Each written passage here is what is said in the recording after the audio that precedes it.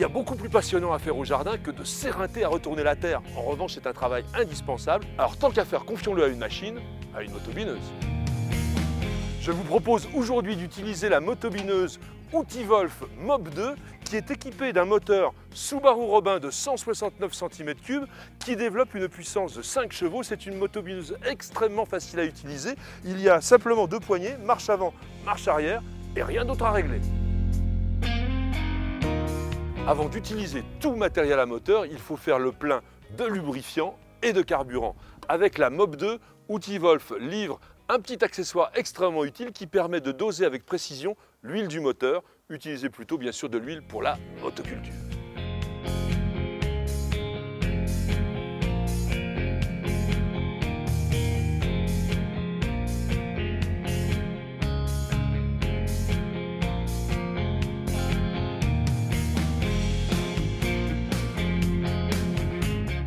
Sur une motobineuse, la partie qui travaille s'appelle la fraise.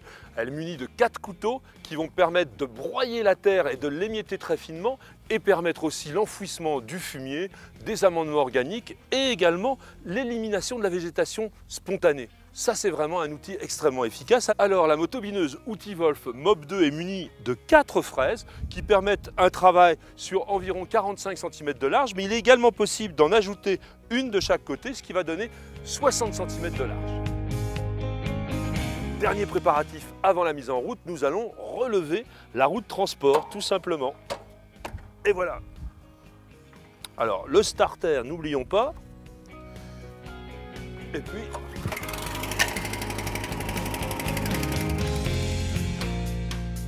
Cette machine se montre particulièrement puissante puisque l'on est même capable d'attaquer directement des anciennes pelouses et d'enfouir très correctement le gazon. C'est un avantage non négligeable à mettre au crédit de la Mob 2 et je trouve particulièrement bien fait la partie marche arrière puisque l'on est obligé de tenir la machine à 2 mains pour que s'enclenche cette marche arrière et bien évidemment ça aide aussi à la maniabilité. Tout le travail de l'utilisateur consiste à empêcher la machine de lui échapper, de la laisser se terrer, on appelle, donc elle rentre dans le sol et puis elle avance tout doucement toute seule, pratiquement pas d'effort. Et vous avez vu, dès qu'on lâche la poignée, immédiatement les couteaux s'arrêtent, donc c'est une machine très sûre que l'on peut pratiquement mettre entre toutes les mains.